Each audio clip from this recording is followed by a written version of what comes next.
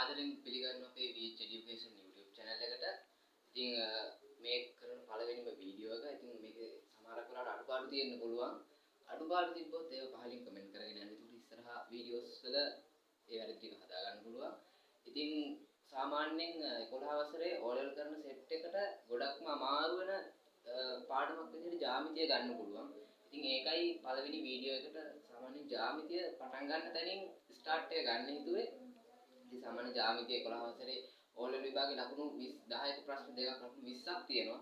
ඉතින් කැමති නම් අමාරු නම් ඒ කියන්නේ ප්‍රශ්න දෙක එක ළඟ තියෙන අනිවාර්යෙන් එකක් අතහැරියත් එකක් තෝරගන්න වෙනවා අනිවාර්යෙන්ම. ඉතින් එහෙම කියන්නේ ලකුණු 10ක් ලකුණු 10 කියන්නේ සාමාන්‍ය ලොකු ගාණක්.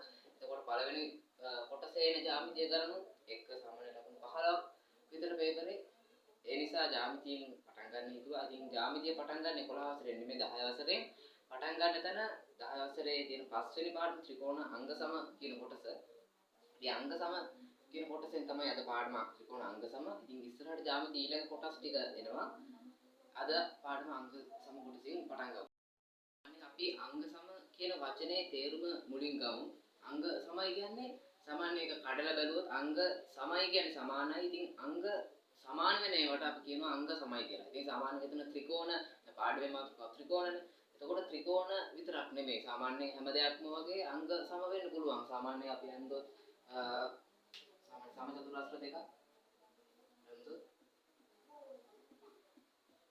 මේ දෙකේම දිගඵල සමානයි. සමචතුරස්‍ර දිගඵල සමානයි. ඉතින් මේ දෙකේම සමානයි නම් අපිට පුළුවන් වෙනවා මේ දෙක එකූඩේක තියන්න. ඉතින් එකූඩේක තියන්න පුළුවන් එහෙම ඒවට අපි කියනවා අංග සමයි කියලා.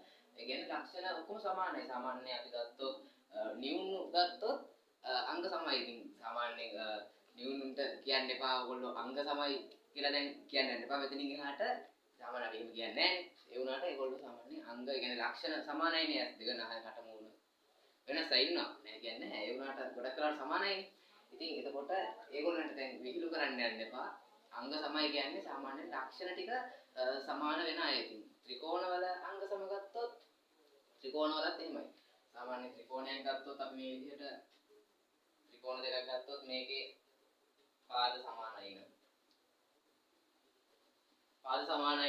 පාද තුනක් තියෙනවා. මේ පාදෙට මේ පාදේ, මේ පාදෙට මේ පාදේ, මේ පාදෙට මේ පාදේ සමානයි නම් ඒ වගේම මේක කෝණ තියෙනවා. තව ත්‍රිකෝණ ගත්ත කෝණ තියෙනවා. අපි දන්නවා 180 මේ එකතුව.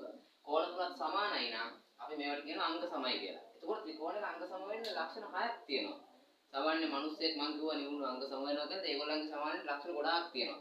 ඇස් දෙක නහය කට මූණ ඔළුව අතපය ඔක්කොම කිව්වේ. මේකේ එහෙම නෑ. හැඩතරනේ. එතකොට පාද තුනක් තියෙනවා, කෝණ තුනක් තියෙනවා. ඔක්කොම 6යි. ඉතින් මේ ලක්ෂණ 6ක් සමාන වෙනවා නම් අපි කිව්වා අංග සමයි කියලා. අපි සාමාන්‍යයෙන් ත්‍රිකෝණයක් අංග සම කරද්දී මම කලින් කිව්වා අංග 6ම සමාන කරන්නේ නැහැ අපි. මොකද අංග 6ක් සමාන කරනවා කියන්නේ ලොකු වැඩක්, ලොකු වෙලාවක් යනවා. ඉතින් පේපරේ අපි කරගෙන යද්දී අපිට අංග 6ක් කොහොමද සමාන කරන්න ගියොත් අපිට අනිවාර්යයෙන්ම වෙලාව මදි වෙනවා. ඒක අංග 6ක් සමාන වෙනව දෙන්නේ නැහැ. ගොඩක් වෙලාවට අපිට ගාණ දෙන්නේ ත්‍රිකෝණ දෙක අංග සම කරන්න කියලා නෙවෙයි. අපිට දෙන්නේ ගාණ මෙන්න මේකට සමාන බව පෙන්වන්න. ඉතින් බව පෙන්වන ගණන් වල අපිට අංග සම වෙද්දී අපිට 6 සමාන කර ඉන්න බෑ. ඉතින් සාමාන්‍ය ක්‍රම 4ක් තියෙනවා ත්‍රිකෝණ අංග සම කරන්න. 6කින් නෙමෙයි සමාන කරන්නේ අංග 3කින්. හැම එකේම අංග 3කින්. ඉතින් එකක් තියෙනවා අංග 2කින් සමාන වෙන. ඉතින් පළවෙනි විදිහට අපි ගන්නවා ත්‍රිකෝණක පාද 3ක් සමානයි නම්. අපි ත්‍රිකෝණයක කෝණ ගැන හිතන්නේ පාද 3 සමානයි නම් අපි කියනවා ත්‍රිකෝණ දෙක අංග සමයි කියලා. ඉතින් ඒක අපි කිව්වා පාපාපා කිව්වහම දැන් කලබල වෙන්න මොකද්ද පාපාපා කියන්නේ පාදිතක් පා කියන්නේ පාදයක් ත්‍රිකෝණ පාද 3. ඉතින් ඒකට අපි දුව පාපාපා අවස්ථාවෙන් අංග සම වෙනවා කියලා. ඉතින් සාමාන්‍ය නෝට් එකක් ලියා ගන්න කෙනෙක් ඉන්නවා නම් දැන් පන්තියක් නෙවෙයිනේ. එතකොට මේකට විශේෂයෙන් පොත් අරගෙන එහෙම උමනාවක් නැහැ. අත්තක් කමක් නැහැ. සාමාන්‍යයෙන් පොතක් පෑනක් කොලයක් අරගෙන ඉන්න මේ හදෙන ගණන් ටික හදන්න ඉතින් සාමාන්‍යයෙන් නෝට් එකක් ලියා ගන්න කෙනෙක් වීඩියෝ එක ස්ටොප් කරලා ලියා ගන්න. මොකද වීඩියෝ එක මම වෙලාව දුන්නොත් ගොඩක් දික් වෙනවා. ඒ නිසා මම වෙලාව දෙන්නේ නැහැ. ඉතින් පාද 3ක් යටතේ ත්‍රිකෝණ අපි ගන්න ත්‍රිකෝණ දෙකක පාද 3 සමානයි නම් පාද 3ක් සමාන නම් අපි කියනවා මේ ත්‍රිකෝණ දෙක අංග සමයි අවස්ථාව පාපාපා අවස්ථාව යටතේ. ඉතින් ඊළඟ අවස්ථාව දැන් අපි පාපාපා අවස්ථාව පාද 3ක් යටතේ සමාන වුණාට පස්සේ අපි ඊළඟට ගන්නවා පා කෝපා. ඉතින් පා කෝපා පිල්ලන් එහෙම වෙනස් කරන්න එපා. පිළ වෙනස් කරොත් වෙන වචන හැදෙනවා. ඉතින් පාකෝපා අවස්ථාව ගමු. පාකෝපා කියන්නේ පාදෙකුයි කෝණෙකුයි පාදුවේ. එතකොට ඒකේ තියෙන එක විශේෂ ලක්ෂණයක් වෙනවා. සාමාන්‍ය පාඩමට ගියාට පස්සේ මම මේක කියන්නම්. දැන් කිව්වට තේරෙන්නේ නැහැ. ඉතින් ඒකේ තියෙනවා එක විශේෂකුත් තියෙනවා. පාදෙකුයි කෝණෙකුයි පාදෙකුයි සමහර වුණා නම් අපි ආයෙ කියනවා ත්‍රිකෝණ දෙක අංග සම වුණා කියලා. ඉතින් ඊට පස්සේ අපිට තව එකක් තියෙනවා. පාපාපා කරයි පාකෝපා. ඊට පස්සේ අපිට කියනවා කෝකෝපා කියන එක. ඉතින් කෝකෝපා කියන එකෙත් ඒක අකුරු වෙනවා කරන්න එපා. කෝකෝපා කියන එකෙත් කෝ කියන්නේ කෝණයක්. කෝණ දෙකකුයි පාදෙකුයි සමාන වෙනවා. අපි ආයෙත් කියනවා ආයෙත් ත්‍රිකෝණ දෙක අංග සම වුණා කියලා. ඉතින් මේ වෙනකන් කිව්ව හැම එකෙම ලක්ෂණ තුන තිබ්බා. ඉතින් මම අන්තිමට කියන එකේ තියෙන ලක්ෂණ දෙකයි. ඒක තමයි විශේෂය. එතකොට ඒක එච්චර අමාරු නැහැ. කර්ණ පාවස්ථාව කර්ණපා කියන්නේ කාතිතක් ඍතිතක් නතිතක් පාතිතක් නෙමෙයි. කර්ණ ඍතිතක් පාතිතක්. ඉතින් ඔයගොල්ලන්ට මතක ඇති 9 වසරේ අග ඉගෙන ගත්ත පයිතකර සම්බන්ධයක් ගැන. ඉතින් ඒකේ තිබ්බා ඍජුකෝණී ත්‍රිකෝණයක්. ඒකේ තිබ්බා ඍජුකෝණී ත්‍රිකෝණයක්. මේ ත්‍රිකෝණයක්. ඉතින් මේ ත්‍රිකෝණෙත් එක්ක එන ඒ ත්‍රිකෝණ අංග සම වෙන විදිහ කර්ණපා කියන්නේ කර්ණෙකුයි පාදෙකුයි. කර්ණෙකුයි පාදෙකුයි සමාන වෙන එකක් අපි කර්ණපා කිව්වා. එතකොට අවස්ථා 4යි පාපාපා තිබ්බ පාකෝපා තිබ්බා. කෝකෝපා තිබ්බා කර්ණපා තිබ්බා. අපි දැන් පාඩමට යන්න. පාඩමේ මුලින්ම මම කිව්වා මුලින්ම අපි අංග සම කරන්නේ ත්‍රිකෝණ පාපාපා කියන අවස්ථාවක් යටතේ. ඉතින් මොකද්ද පාපාපා කියන්නේ කියලා මම කිව්වා. පාපාපා කියන්නේ පාද තුන. ඉතින් නෝට් එක ලියනවා නම් ලියා ගන්න ත්‍රිකෝණික පාද තුනක් හා කෝණ සමාන වෙන්නේ. ඉතින් ත්‍රිකෝණික පාද තුනක් සමාන වෙන ත්‍රිකෝණ දෙකක් අංග සමයි කියලා අපි කිව්වා. ඉතින් පාපාපා කියන්නේ ත්‍රිකෝණික පාද තුනක් සමාන වෙන ත්‍රිකෝණ දෙකක් අංග සම වීම. ඉතින් පාපාපා අවස්ථාවට යමු. අපි ත්‍රිකෝණ දෙකක් ගන්නවා මෙහෙම. මේ වගේ ත්‍රිකෝණ දෙකක් ගන්න. මේක ABC. ඒක මතක තියාගන්න මේ අපෝදාන කැපිටල් වලින්. මේක XY Z. මේකට මේක සමානයි. මේකට මේක සමානයි. මේක සමානයි. ඉතින් අපිට ගාණ කියනවා අපි ඔය ගාණ කියන්නේ ABC හා XYZ ත්‍රිකෝණ දෙක අංග සම වන බව පෙන්වන්න. අංග සම කරන්න නෙමෙයි අංග සම වන බව පෙන්වන්න. එතකොට ජ්‍යාමිතියේදී අපිට ගොඩක් වෙලාවට මේ තියෙන වෙලාවෙම වගේ ඉන්නේ බව පෙන්වන්න ගණන්. බව පෙන්වන්නදී අපිට කරන්න තියෙන්නේ මේ ත්‍රිකෝණ දෙක බව පෙන්වන්න කියන්නේ මේක සමානයි ඔක්කොම සමානයි. හරි නියමයි. අපි ලියනවා. හරි නියමයි. ඔක්කොම සමානයි. පාපාපාවස්ථාවෙන් අංග සම වුණා. අපි ලියනවා.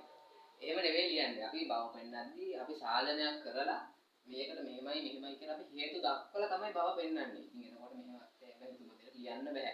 ඉතින් දැන් බලමු සාධනය කරලා මේක බව පෙන්වන්න විදිය. ඉතින් අපි යනවා අපි මුලින්ම ලියන්න ඕනේ ABC හා XYZ ත්‍රිකෝණ වල අපි සාධනය අංග සම කරන්නේ මේ ත්‍රිකෝණ දෙකනේ. අපි මේ දෙක ගැන මුලින්ම ලියනවා. ABC හා XYZ ත්‍රිකෝණ වල සමාන ගන්නවා. අපි ඊළඟට ලියන අනුරූපාංග. අනුරූපයි කියන්නේ එකට එක සමාන ඒවා. අනුරූපය අපි ලියනවා. අනුරූපාංගයෙන් සමාන වෙන්නේ. ඉතින් මේකේ AC ට සමාන උනේ XZ. අපි ලියනවා. AC සමානයි XZ වේ. අපි ඒවට හේතු දාන්න ඕනේ. ජ්‍යාමිතියේදී තියෙන වැදගත්ම දෙයක් තමයි අපි මේ හැම දෙයකටම හේතුවක් දාන්න ඕනේ. ඉතින් AC XZ ට සමාන වෙන්න හේතුව ඒක අපි දීලා තියෙනවා. දත්තයක්. සමානයි හේතුව දත්තය.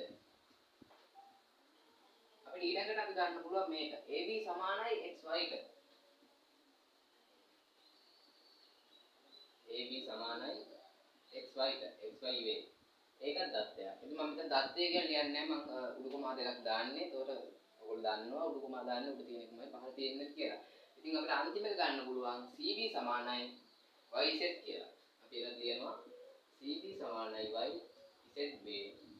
ඒකත් දත්තයක් අපි ලියලා තියෙනවා. ඉතින් දත්ත තුනක් ලිව්වා. මම කිව්වා අපි කොටස් තුනකින් පාපාපා කියන්නේ පාද තුනක් යටතේ මේක අංග සම කරන්නේ. ඉතින් අපි ලියනවා එම නිසා ටික තුන දන්නවා ඔයගොල්ලෝ. එම නිසා ABC ත්‍රිකෝණය අංග සමය කියන්නේ මෙහෙම නෙමෙයි. ඉරි තුනක් ගන්නවා. ABC ත්‍රිකෝණය අංග සමයි XYZ ත්‍රිකෝණය වේ. අපි මෙතන ලියන්න ඕනේ අවස්ථාව මොන අවස්ථාවේද මේක අංග සම වුනේ කියලා අපි ලියන්න ඕනේ. අපි දන්නවා අවස්ථාව අවස්ථාව ලිව්වා. ඉතින් ඔච්චරයි. ජ්‍යාමිතිය සාමාන්‍යයෙන් ගණන් හදද්දී ලොකුට අපිට හදන්න දෙයක් නැහැ. අපිට තියෙන්නේ තියෙන විස්තර ටික බලාගෙන ඒක පිළිවෙලට ලියලා ඒ අනුව නිගමනයකට එන්න විතරයි. ඉතින් මේ ගන්නේ සාමාන්‍යයෙන් තියෙන විස්තර ටික බැලුවා. ඒ අනුව නිගමනයකට ආවා. ඉතින් සාමාන්‍ය මෙහෙම ගානක් ආවට පස්සේ දැන් මේ පාප අවස්ථාවමයි දැන් මේ ගාන ඔයගොල්ලෝ වීඩියෝ ස්ටොප් කරලා තනියෙන් හදන්න බලන්න. ඉතින් නැත්නම් මම හදන එක බලන්න කියලා මෙතන වැඩක් වෙන්නේ නැහැ. ඉතින් තනියෙන් හදන්න බලලා try කරලා පස්සේ බලන්න තමන් හදපු එක හරිද වැරදිද? වැරදි නම් හදා ගන්න. හරි නම් හොඳයි. ඉතින් මම ගාන හදනවා මම වෙලාව ගන්න නැහැ. ඉතින් වීඩියෝ එක දික් වෙන නිසා මම ගාන හදාගෙන යනවා. මුලින්ම අපිට තියෙන ත්‍රිකෝණ දෙකක්. අපිට ගාන දෙන්නේ ABC හා DEF ත්‍රිකෝණ දෙක අංග සමවන බව පෙන්වන්න. ABC හා DEF ත්‍රිකෝණ අංග සමවන බව පෙන්වන්න කිව්වා. අපි බලනවා මේක සමාන ඒවා මොනවද තියෙන්නේ. දැන් අපිට පේනවා AB සමානයි CD. අපි ලියාගෙන ඉමු. ABC හා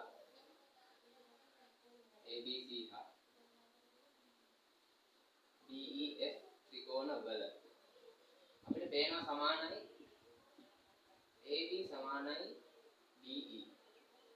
අපි දන්නවා ඒක දත්තයක්. ඊළඟට අපිට පේනවා මේ පාදයට මේ පාද සමානයි. BC සමානයි EF. අපි ඒක ලියා ගන්නවා. BC සමානයි EF. අපි ඒක ලියා ගන්න එක දත්තයක්. අපිට ඊළඟ එක පාදයක් සමාන කියලා අපිට දීලා නැහැ. අපිට කියන්නේ මේ පොඩි කැලලට මේ පොඩි කැලල සමානයි කියලා. ඉතින් මේ මැද ටික අපි දන්නේ නැහැ. අපි සමානද නැද්ද මොකුත් දන්නේ නැහැ.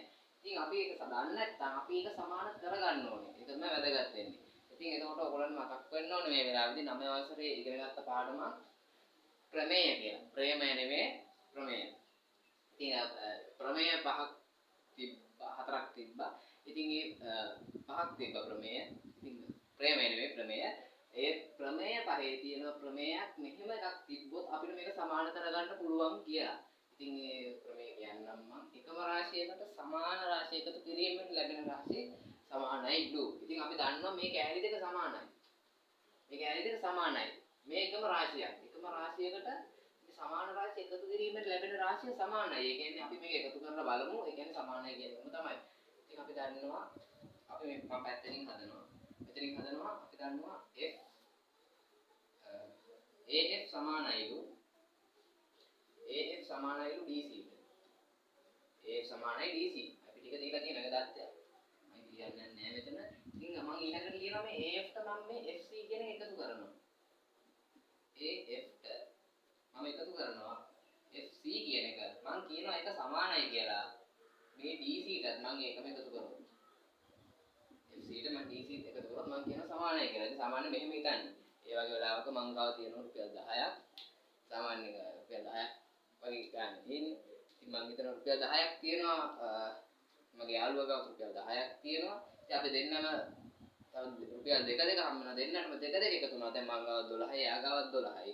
ඉතින් මේ වගේ කතාවක් කිව්වේ දෙකටම එකතු කරේ FC මයි. ඉතින් මේ දෙකම සමානයි. ඊට පස්සේ අපිට ගන්න පුළුවන් එම නිසා AC සමානයි FBF කියලා ගන්න පුළුවන්. AC සමානයි DF කියලා අපිට ගන්න පුළුවන්. ඉතින් ඒක තව පාදයක්. මේ ත්‍රිකෝණ පාදයක් AC මේ ත්‍රිකෝණ පාදයක් DF. අපි ඒක ලියා ගන්න. අන්තිම එක AC සමානයි DF. ඉතින් ඒක දත්තයක් නෙමෙයි. මේක අපිට ගන්න දීලා තිබ්බේ නෑ. මම මේක අහනවා. මේක අපිට ගන්න දීලා තිබ්බේ නෑ. මේක දත්තයක් නෙමෙයි. අපි ඒක හදලා ගත්ත එකක්. ඉතින් අපි ඒකට දානවා සාමාන්‍යයෙන් සාධිතයි කියලා දානවා මේකට. සාධනය කරලා ගත්තේ. සාධනය කරපෙක මෙතන පේන්න තියෙන්න ඕනේ. අපි දැන් මම ඒක මකුවා මට ලියන්න ඉන්න නිසා ඉතින් ඕගොල්ලෝ ලියාගත්තේ මකන්න එපා. අපි ඒක ලියන සාධිතයි. එම නිසා පාද තුනක් සමානයි. එම නිසා ABC ත්‍රිකෝණය අංග සමයි DEF ත්‍රිකෝණය වේ අවස්ථාව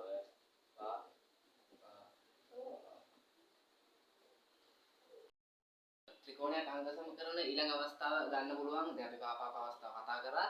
ඊළඟ අවස්ථාව ගන්න පුළුවන් පාපෝපා. එතකොට මම ඉස්සෙල්ලා කිව්වා වගේ පහ කියන්නේ පාදයක්, කෝ කියන්නේ කෝණයක්, පාපෝපා කියන්නේ පාදෙකුයි කෝණෙකුයි. ඉතින් මම අර ඉස්සෙල්ලා විස්තර කරද්දි කිව්වා ඒකේ විශේෂයක් තියෙනවා. ඒ විශේෂයේ පාඩම කරද්දි කියනවා කියන්නේ. ඉතින් ඒ විශේෂය ඇවිල්ලා දැන් සාමාන්‍ය පාපෝපා අවස්ථාව ගත්තාම ගොඩක් සාමාන්‍ය සෑහෙන පිරිසක් මෙතන වරද්දනවා. පාපෝපා අවස්ථාවෙන් ත්‍රිකෝණ දෙකක් අංග සම කරද්දී අපි ත්‍රිකෝණ දෙකක් ගමු. මේ ත්‍රිකෝණ දෙක පා කියන්නේ පාදයක්. අපි දාමු මේ පාදෙට මේ පාද සමානයි. කෝ කියන්නේ මම මේ කෝණේ දානවා. මේ පාද දෙක සමානයි කියලා දානවා. මේ පාදේ දැන් පාද දෙකක් තියෙනවා. පාපෝපා කියන්නේ පාද දෙකක් තියෙනවා, කෝණයක් තියෙනවා. පාද දෙකක් තියෙනවා. කෝණ දෙකක් තියෙනවා. දැන් මේක සාමාන්‍ය ගොඩක් වෙලාවට ගොඩ දෙනෙක් සෑහෙන පිටසක් කියනවා මේක හරි කියලා. එතකොට ගාන ජ්‍යාමිතිය සාධනය කරලා ඉවරලා ලියනවා මේ පාපෝප අවස්ථාවේ මේ ත්‍රිකෝණ දෙක මේ විදිහට අංග සම වුණා කියලා ලියනවා. ඉතින් ඇත්තටම මේක ලිව්වොත් ලකුණු හම්බෙන්නේ නැහැ මේක වැරදි. ඒක තමයි කියන්න ඕනේ විශේෂ දේ. දැන් නෝට් එකක් ගහනකොට ටක් ගාලා මේක ඇඳලා මේක ලියා ගන්න එපා ඒ නෝට් එකේ. මොකද මේක වැරදිනේ. ඉතින් පාපෝපා කියන්නේ ඒකේ තියෙන විශේෂ තමයි මේ කෝණය අපි මේ කෝ කියන කෝණේ හැදෙන්නේ මේ පාද දෙක ඇතුලේ. එතකොට මේ පාද දෙක අපි ගන්න ඕන නම් මේ කෝණය හැදෙන්න ඕනේ මේ පාද දෙක ඇතුලේ. මේ කෝණය හැදෙන්න ඕනේ පාද දෙක ඇතුලේ. පිට කෝණයක් එන්නේ නැහැ. පිට කෝණයක් ගත්තොත් ඒ ත්‍රිකෝණ දෙක අංග සම වෙන්නේ නැහැ. ඉතින් වෙන වෙලාවල් තියෙනවා ගොඩක් වෙලාවට වෙන්නේ නැහැ. ඉතින් පාපෝපා කියන්නේ ඔය පාද දෙක ඇතුලේ හැදෙන කෝණයක් තමයි අනිවාර්යයෙන්ම ගන්න ඕනේ. ඒක තමයි පාපෝපා අවස්ථාවේ විශේෂත්වය.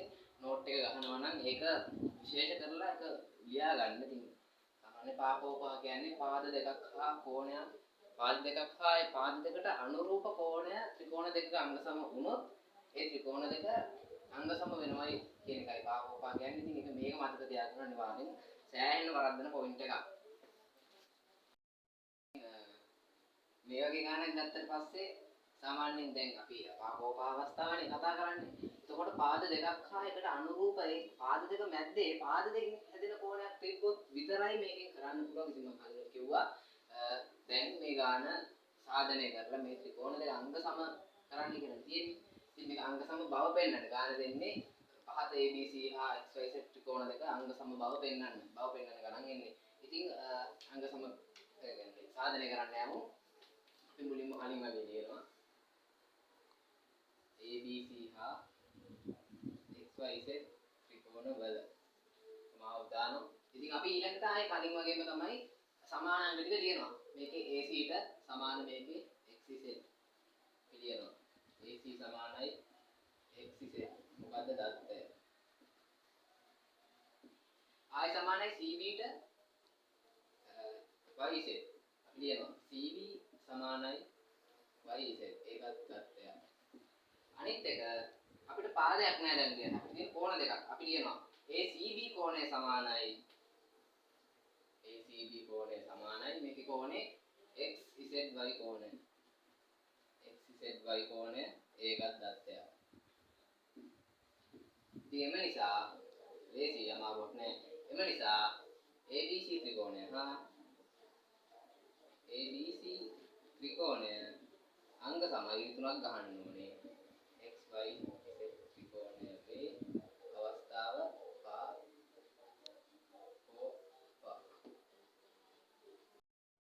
ඉතින් මේ වගේ ගානක් ගත්තට පස්සේ සාමාන්‍ය දැන් මෙහෙම ගානක් මේ ගාන දැන් ඔයගොල්ලෝ ලියා ගන්න බලන කට්ටිය මේක ලියාගෙන තනියෙන් හදන්න try කරලා හදලා ඉවර වුණොත් ඊට පස්සේ ආයෙ වීඩියෝ එක ආයෙ පටන් ගන්න වීඩියෝ එක බලාගෙන යන්න තමන් හදපු ගාන හරියද කියලා බැරි නම් ඒක බලලා ආයෙ හදන්න. ඉතින් සාමාන්‍ය මෙහෙම ගානක් සාධනය කියන්නේ ABC හා DEF ත්‍රිකෝණ දෙක අංග සම බව පෙන්වන්න කියලා ගානක් අපිට දුන්නාට පස්සේ අපි මුලින්ම ගානක් හැම ගානකින් බලන්න ඕනේ මේක අපිට සමාන දේවල් මොනවද තියෙන්නේ. අපිට තියෙනවා දැන් මේකේ AB ට සමානයි EF. AB ට EF සමානයි අපි දන්නවා. ඒ වගේම මේ දෙක සමාන්තරයි කියන ගානෙත් දීලා තියෙනවා. තව තියෙනවා AC සමානයි BE කියලා තියෙනවා. එතකොට මේ මැද මේ තියෙන කොටස ගැන මුකුත් කිසිම සඳහනක් ගානේ නැහැ. ඉතින් ඒ වගේම එතකොට අපි දන්නවා අපිට තියෙන්නේ දැනට දෙකයි. අපි මේක සමානද කියලා දන්නෙත් නැහැ. එතකොට මේකේ කෝණ හොයන්න කෝණ කොහොමද තියෙනවද අපි දන්නෙත් නැහැ. මුකුත් දන්නේ නැහැ. ඉතින් මේ සමාන්තර ලකුණේ මොකක් හරි ගානේ දෙයක් තියෙනවා. ගානේ ඊයක් දෙනවා මොකක් හරි දෙයකට මේක විහිළු කරන්න පුළුවන් කියලා. ඉතින් ඒක තමයි ඒක දැන් හොයන්න ඕනේ. සාමාන්‍යයෙන් අපි දන්නවා සමාන්තර රේඛා දෙකක් ඇතුලේ හැදෙන අනුරූප කෝණ සමානයි. එතකොට ඒ වගේ මේකාන්තර කෝණ සමානයි. ඕක දන්නවා. 9 වසරේදී ඉගෙන ගන්න තියෙන්නේ. දෙවෙනි වාරේ. 9 වසරේ දෙවෙනි වාරේ මේක ඉගෙන ගන්නවා. අනුරූප කෝණ සමානයි, ඒකාන්තර කෝණ සමානයි, මිශ්‍ර කෝණ පරිපූර්ණකයි. ඒ කියන්නේ 180යි. ඉතින් ඒක ඉගෙන ගන්න නැත්නම් මේ වීඩියෝ එක ඉක්මනට දානවා. එතකොට මේ වීඩියෝ එකේ බලන්න පුළුවන්. ඉතින් දැනට මම මේක විස්තරේ ලොකුවට කියන්නේ නැහැ. අපි දන්නවා සමාන්තර රේඛා දෙකක් ඇතුලේ හැදෙන ඉසෙට් අකුරේ හැදෙන ඒකාන්තර කෝණ සමානයි කියලා. ඉතින් මේ ඉසෙට් අකුරේ හැදෙන්න තියෙන්නේ. එහෙනම් මේ කෝණ දෙක අපි දන්නේ 90යි කියන්න දන්නේ නැහැ. 90 අපිට දීලා නැහැනේ. මේ කෝණ දෙක සමානයි කියන්න අපි දන්නවා. ඉතින් දැන් මම හිතන්නේ අපිට ඕන දත්ත ටික හරි දත්ත තුනක් තියෙනවා. ඉතින් අපි ලියනවා අපි දන්නවා දැන් මේක පාකෝපා පාදයක් කෝණයක් පාදයක් කෝණයක් පාදයක් පාකෝපා අවස්ථාවේ තියෙන කියලා දන්නවා. දැන් අපි පුරුදු විදිහට හදාගෙන යනවා. ABC හා DEF ත්‍රිකෝණ වල අපි දන්න ටික ලියාගෙන යනවා. AB සමානයි EF ඒක දත්තය. ඊළඟට අපි දන්නවා AC සමානයි DE. AC සමානයි DE ඉතින් ඒකත් දත්තය. ඒතකොට අනිත් එක ඒක අපිට දත්තයක් නෙමෙයි මේක අපි හදලා ගත්ත එකක්. අපි ඒ ගාන අපිට දීලා තිබ්බේ නෑ මේක සමානයි කියලා අපි හදලා ගත්තේ. අපි ඒකත් දිනනවා BAC කෝණය සමානයි BEF කෝණය ඒක දත්තයක් නෙමෙයි. අපි දන්නවා සරල රේඛා දෙකක් අතර ඒකාන්තර කෝණයෙන් සමානයි. ඒකාන්තර කෝණ. අපි ඒක ලියනවා ඒකාන්තර කෝණ. හේතුවක් නෙලියන්න ඕනේ. ඒකාන්තර කෝණ නිසා තමයි මේක සමාන වුනේ. අපි ඒකට ලියනවා ඒකාන්තර කෝණ. ඉතින් එම නිසා අපි ලියනවා උඩ තියෙන එහෙමම ABC ත්‍රිකෝණය අංග සම වෙනවා BEF ත්‍රිකෝණය වේ හේතුව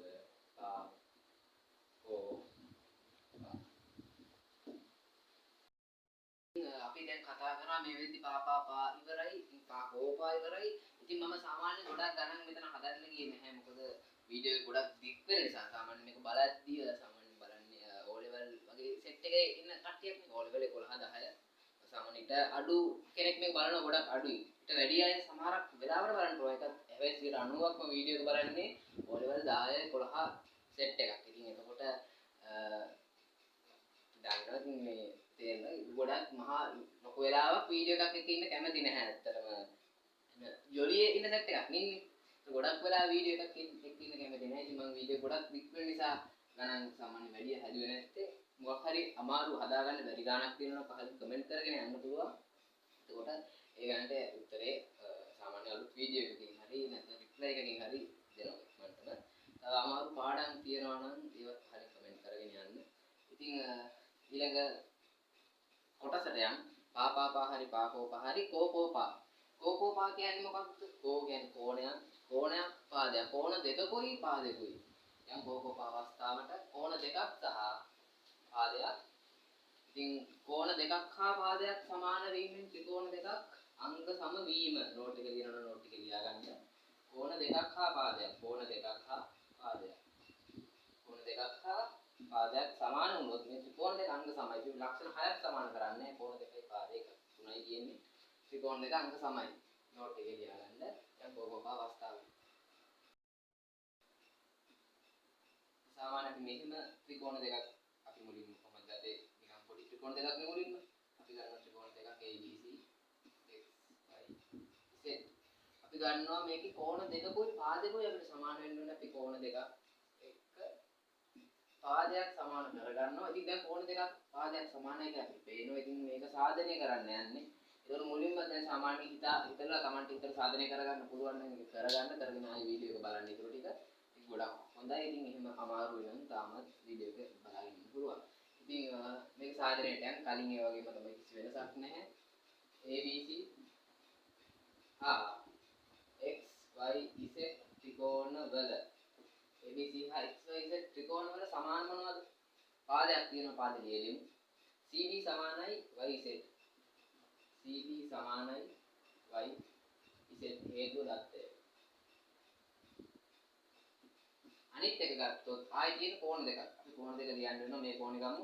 ACB කෝණය සමානයි මේ කෝණ දෙක සමාන. ACB කෝණය සමානයි XZY කෝණය. ACB කෝණය සමානයි XZY කෝණය ඒකත් දත්තයක්. අනිත් එක තමයි CAB කෝණය සමානයි CAB කෝණය සමානයි ZXY කෝණය ඒකත් දත්තයක්. ඉතින් දත්ත තුනක් තියෙනවා කෝකෝපා ABC ත්‍රිකෝණය අංග සමයි XYZ ත්‍රිකෝණය අවස්ථාව කෝ ඉතින් මේ කෝ පා කියලා මේ වරහන් විතර ලියන එක ගොඩක් වැදගත්. තව ගන්නකට යමු. මේ ගන්න තව ගන්න. ඉතින් සාමාන්‍ය අපි මේ වගේ ගන්නකට යමු. ඉන්න මේ පාද දෙක සමාන්තරයි.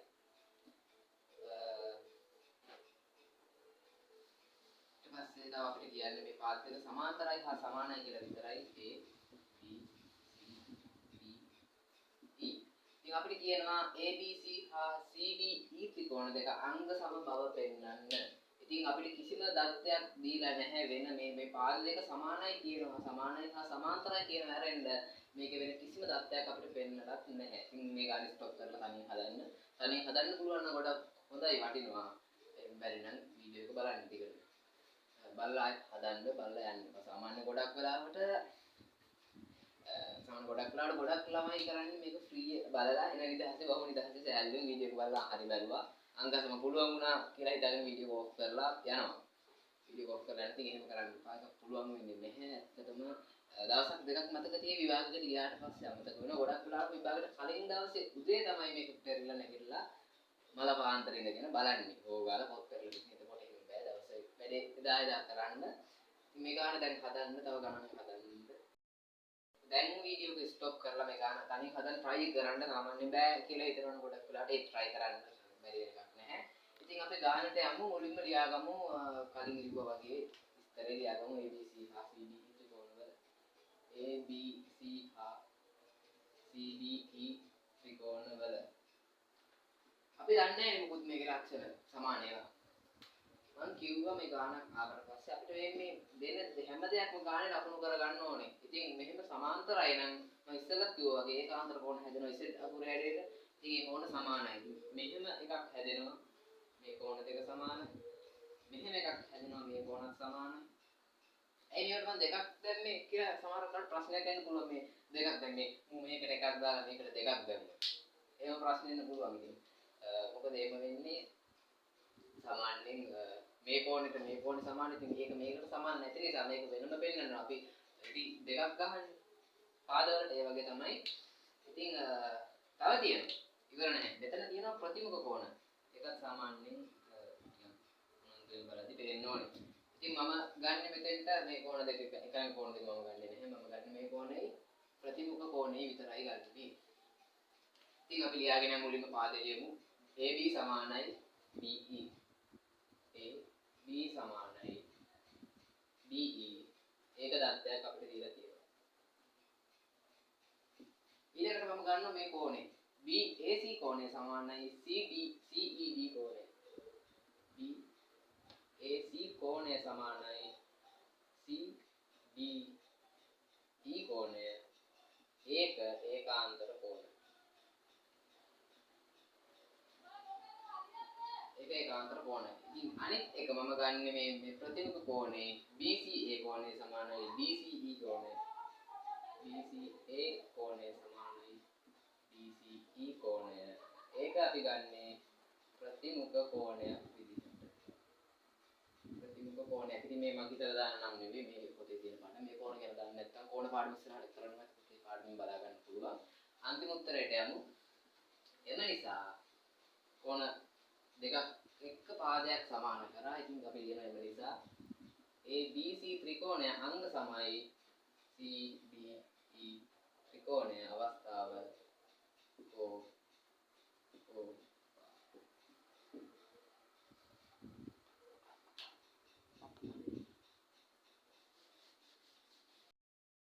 කතා කරා ත්‍රිකෝණ දෙකක අංග සම කරද්දී පාපාප අවස්ථාව කෝපා ඉතින් අන්තිම එක සාමාන්‍ය මේක නම් වැඩි එච්චර යෙදෙන එකක් නෙවෙයි.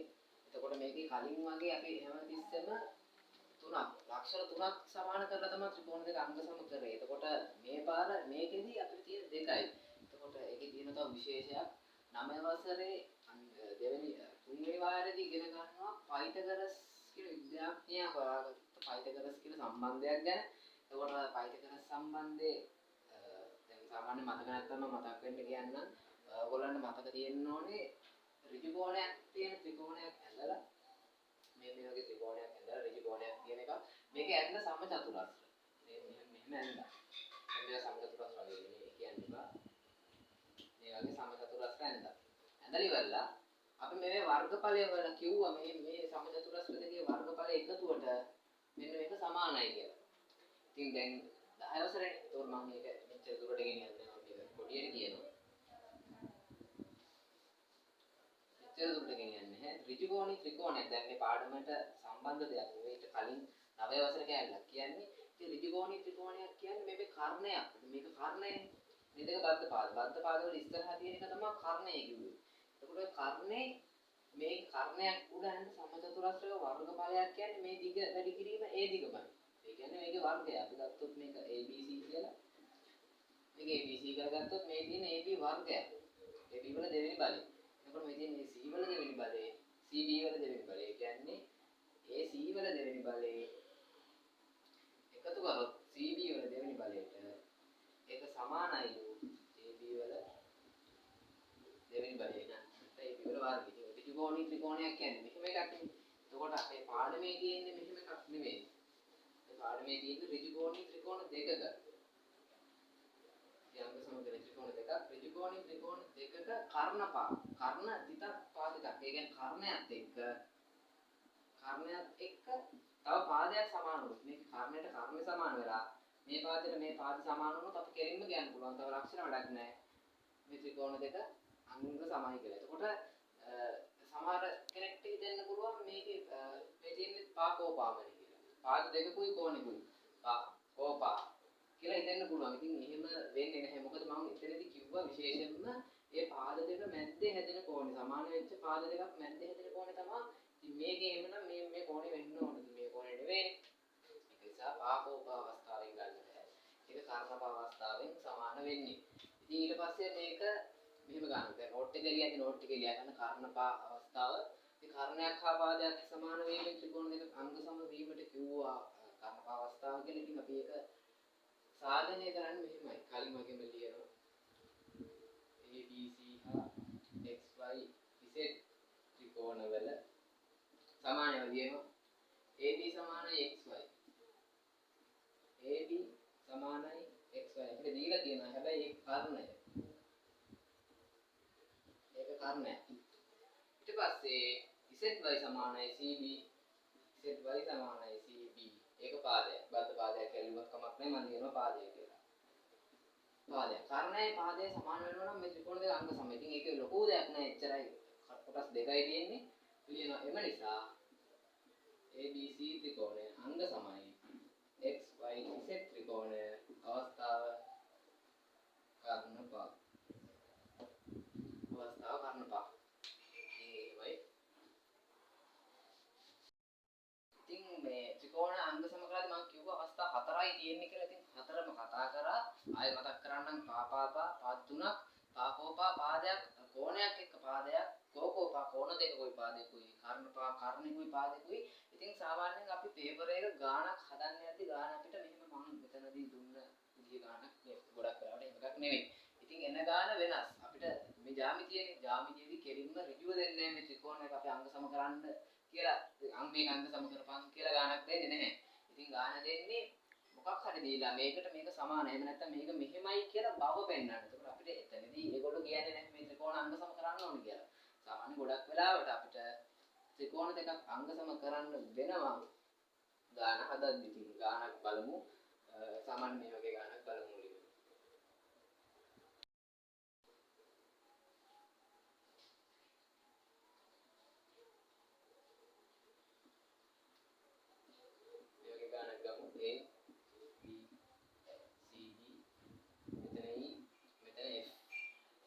කියනවා මේ පාද දෙක සමාන්තරයි මේ දෙක සමාන්තරයි කියනවා. ඊට පස්සේ අපිට ඒගොල්ලෝ කියනවා තව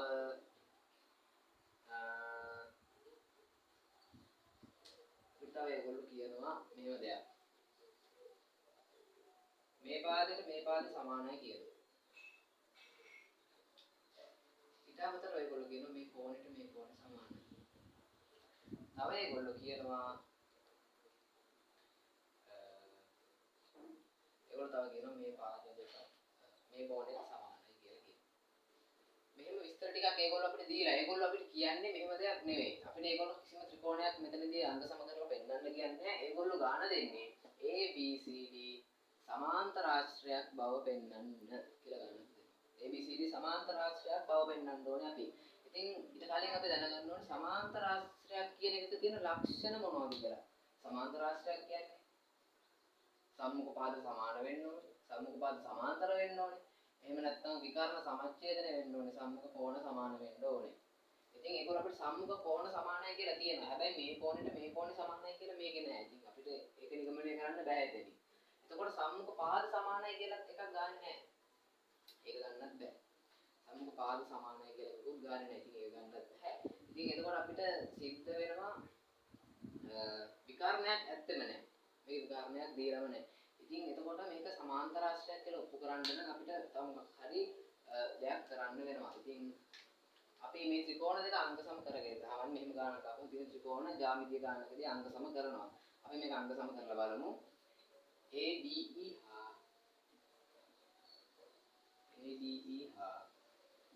FBC ත්‍රිකෝණවල ADE හා FBC ත්‍රිකෝණවල සමාන දේවල් මොනවද තියෙන්නේ? DE ට FB සමානයි. පාදයක් තියෙනවා, තව කෝණ දෙකකුත් තියෙනවා. කෝණ දෙකක් තියෙනවා. කෝණ දෙකක් කෝපෝප අවස්ථාවෙන් ගන්න පුළුවන්. අපි කියන පාදේ DE සමානයි BC. DE සමානයි BC දත්තය. තව ගන්න පුළුවන් ADE කෝණය සමානයි. ADE කෝණය සමානයි FBC කෝණය. එකක් දත්තය. ඊට පස්සේ ගන්න පුළුවන් DAE කෝණය සමානයි. DAE කෝණය සමාන වෙන්නේ මෙතන CF BCF කෝණයට BCF කෝණය එකක් දත්තයක්. ඊට පස්සේ අපි කියනවා එම නිසා ත්‍රිකෝණ දෙක අංග සමයි ADE හා ADE ත්‍රිකෝණය අංග සමයි FBC ත්‍රිකෝණය වේ. ඉතින් හේතුව ඇවිල්ලා කෝපෝපා කෝණ දෙකකුයි පාදකුයි අපිට තිබ්බේ. කෝපෝප අවස්ථාවේ අංග සම වුණා. ඉතින් අපි අහන්නේ මේක නෙමෙයි. එතකොට මේක අවසාන උත්තරේ නෙමෙයි ගන්නදී. ඊට පස්සේ අපි දන්නවා මම මුලදී කිව්වා අංග සම වෙනවා කියන්නේ ලක්ෂණ ඔක්කොම සමාන වෙන්න ඕනේ. ත්‍රිකෝණ නම් ත්‍රිකෝණ මොකක් හරි දෙක අංග සමදී ලක්ෂණ සමාන වෙන්න. ඉතින් අපි දන්නවා අංග සම වෙන ත්‍රිකෝණ දෙකක ඉතුරු ලක්ෂණත් සමානයි. ඒ කියන්නේ මේ ත්‍රිකෝණ මේ කෝණෙට සමානයි. මේ පාදෙට සමානයි. ඊට පස්සේ අපි කරන වැඩේ දැන් මේ දිග සමානයි. මේ පාද දෙකත් සමානයි. මේ ත්‍රිකෝණේ මේ පාදෙට සමානයි. ඊට පස්සේ අපිට කරන්න පුළුවන් මෙහෙම දෙයක් ගන්න පුළුවන්. සම්මුඛ පාද සමානයි. සම්මුඛ පාද සමානයි. ඉතින් සම්මුඛ පාද අපිට ගන්න පුළුවන් මේ කෝණ දෙක සමාන වෙන නිසා මේ පාද දෙක සමාන්තරයි. ඉතින් අපි දන්නවා සම්මුඛ පාද සමාන හා සමාන්තර වෙනවා නම් ඒක සමාන්තර ආශ්‍රයක්. ඉතින් අපි කියනවා ආයත් එම නිසා ABCD සමාන්තර ආශ්‍රයකි. හේතුව තමයි සම්මුඛ පාද සමාන හා සමාන්තර වන නිසා.